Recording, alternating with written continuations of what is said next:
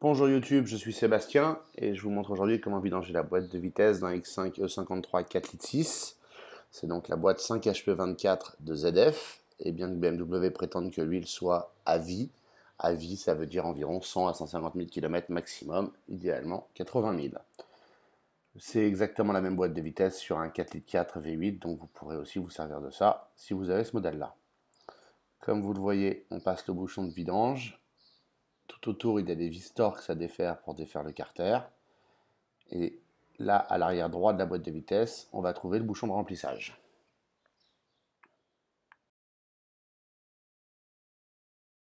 Il faudra également défaire cette petite plaque tenue par deux vis de 10 en 6 pans, ce qui vous permettra d'enlever le carter quand vous aurez défait les vis Torx tout autour.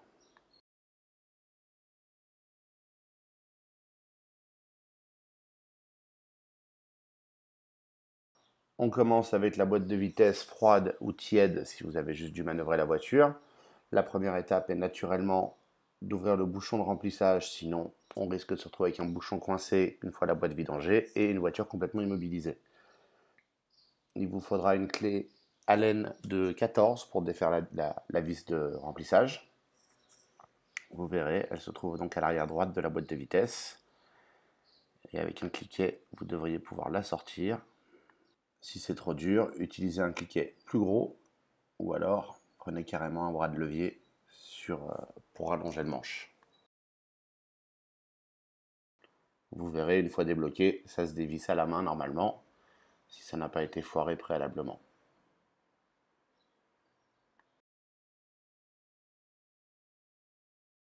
Faites néanmoins attention, si la boîte est froide, soit en dessous de 30 à 40 degrés, si vous enlevez le bouchon de vidange, vous allez avoir de l'huile sur les pieds, puisque l'huile n'aura pas circulé dans le mécanisme, et sera donc dans le carter au-dessus du niveau du bouchon de vidange.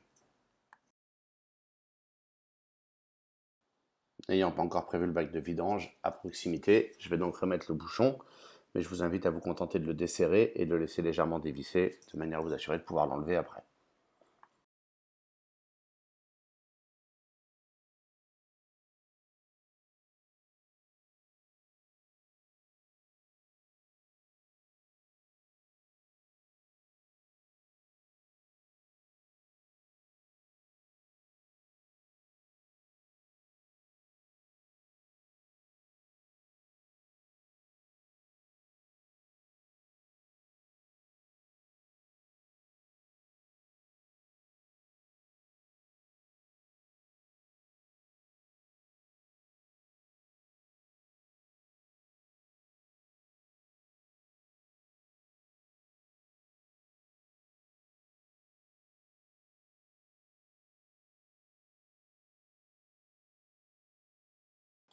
Maintenant que j'ai le bac de vidange sous la main, je vais pouvoir à nouveau enlever le bouchon de remplissage, cette fois sans en mettre partout avec un peu de chance.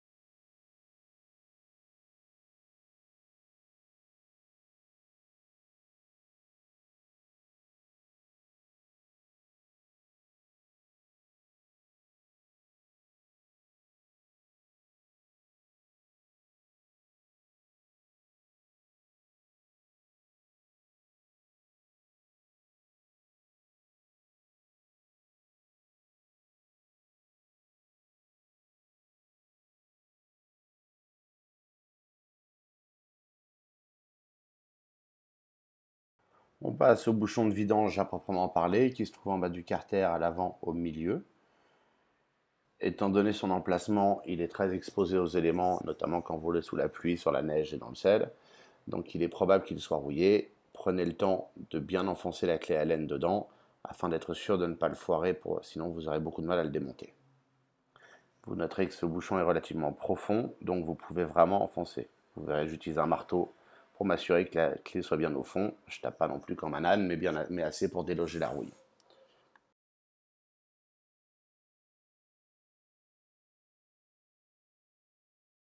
Et comme ce bouchon est en place depuis 16 ans a priori, grâce aux règles BMW de non-vidange de la boîte automatique, je préfère utiliser un levier afin de limiter l'effort et la brutalité du mouvement, encore une fois, pour préserver le bouchon.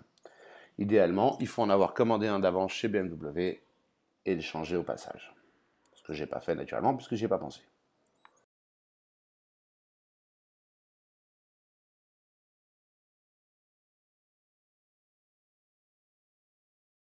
Il est temps de préparer le bac de vidange. En l'approchant sous le bouchon, ça va rendre les choses plus difficiles pour vidanger.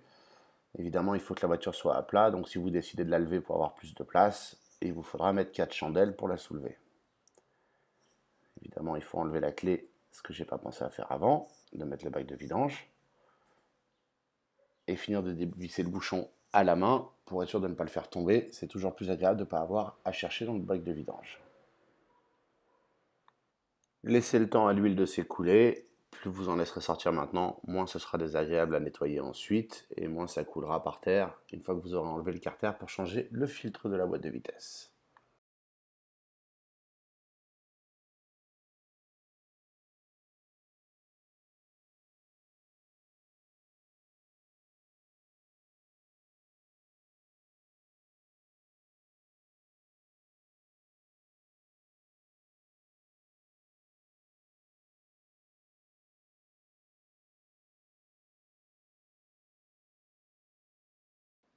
Remettez le bouchon en place, ça évitera que ça goutte ou sur vous ou au sol pendant que vous défaites les nombreuses vis Torx qui tiennent le carter à la boîte de vitesse.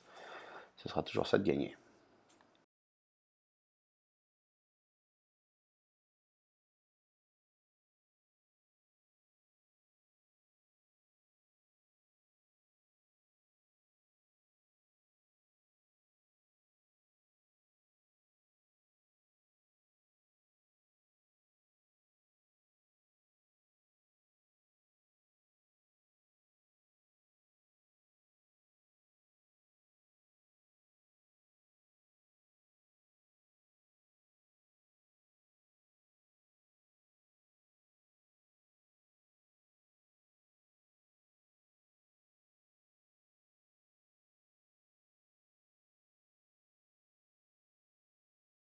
On va donc s'attaquer aux vis qui maintiennent le carter d'huile sur la boîte de vitesse. Ce sont des vis Torx en T27. Ne vous trompez pas avec du T25, même si ça a l'air bon, c'est trop petit. Et si jamais il y en a qui sont foirés, même si c'est pas recommandé, vous pouvez rentrer une T30 avec un marteau et un peu de motivation. Et ça devrait suffire à la débloquer. Évidemment, si vous devez forcer des vis comme ça, pensez à les remplacer avant de remonter ou au remontage plutôt. Ça vous évitera des déconvenus si jamais vous devez un jour refaire une vidange ou pour le prochain propriétaire, c'est pas la peine de lui pourrir la vie pour rien. Allez-y progressivement. Ne faites que débloquer les vis les unes après les autres. Vous les dévisserez entièrement plus tard, mais c'est pas la peine de se retrouver avec le carter qui pend par deux vis à la fin, ce qui vous empêchera de les défaire puisqu'il y aura forcément beaucoup plus de pression sur elles.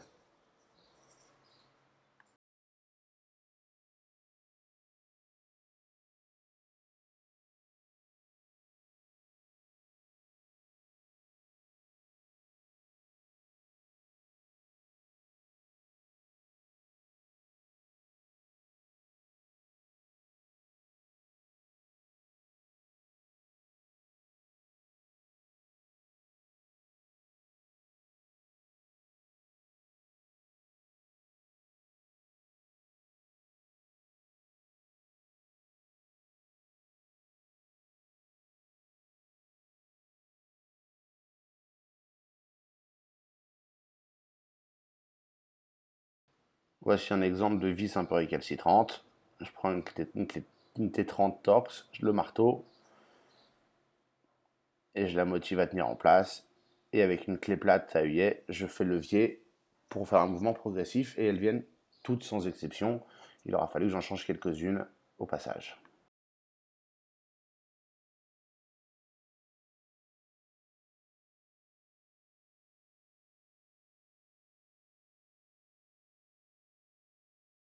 Ne faites pas comme moi, pensez à défaire la petite plaque métallique qui protège du plastique sur le côté droit de la boîte de vitesse. Il vous faudra une clé plate de 10, idéalement à cliquer, vous gagnerez du temps. Et elle vous permettra d'enlever et le carter et les vis Torx qui sont derrière.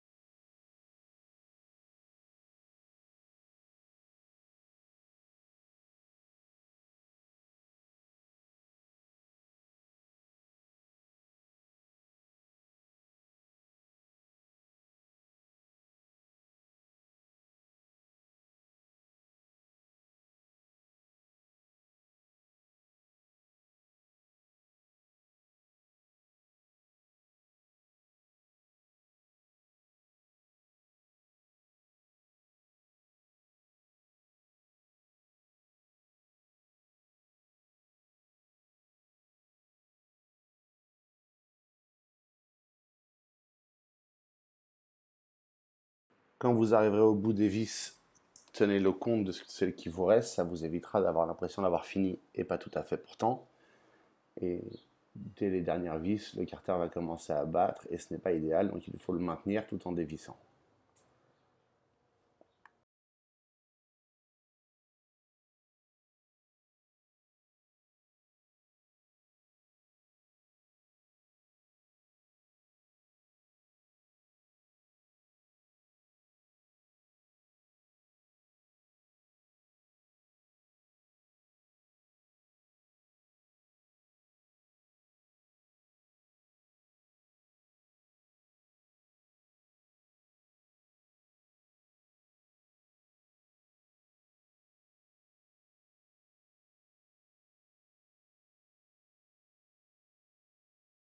Une fois qu'il est libre, descendez-le bien verticalement et à plat. Il y a de l'huile au fond et il y a de l'huile qui va couler depuis le filtre et depuis le bloc valve qui se trouve au-dessus.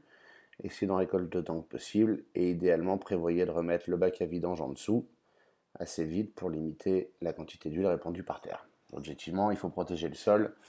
Nous, la fosse au fond est protégée, ce qui vous évitera d'en mettre partout et d'avoir des taches par terre dans le garage.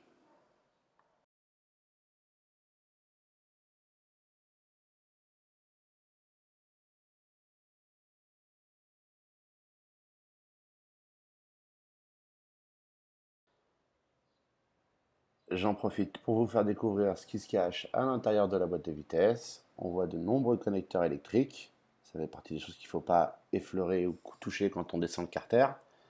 Ainsi que le bloc valve, c'est la partie grise au-dessus du filtre qui lui est noir. Le filtre, on va le remplacer. Et le bloc valve, par contre, on le laisse et on essaie d'éviter de faire ça un jour de grand vent dans un parking poussiéreux parce que sinon, on va pourrir l'intérieur de la boîte.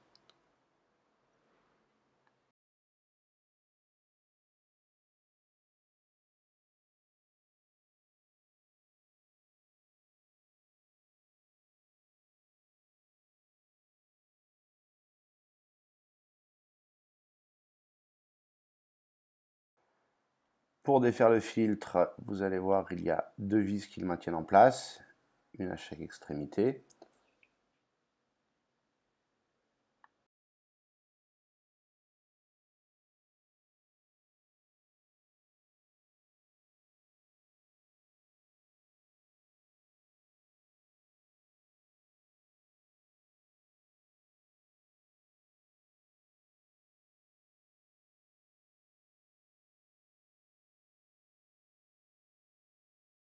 Une fois ces deux vis défaites, le filtre tient en place par son emboîtement dans le bloc valve, mais il suffit de tirer dessus là encore bien verticalement en faisant des petits mouvements pour le faire sortir. Attention à toute l'huile qui va vous tomber dessus, je ne l'avais pas anticipé du tout, donc à nouveau prévoyez le bac de vidange en dessous de la boîte pour récupérer cette huile qui est maintenue dans le filtre, puisque le filtre ne va que dans un sens et non pas dans l'autre.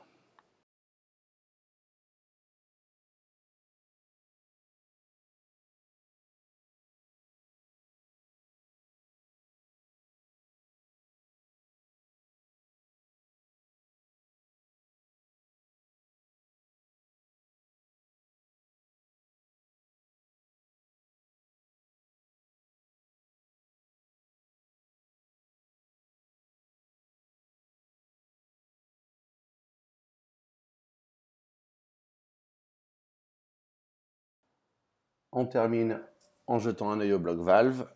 Il va falloir ensuite remonter l'ensemble de la boîte de vitesse et remettre de l'huile dedans.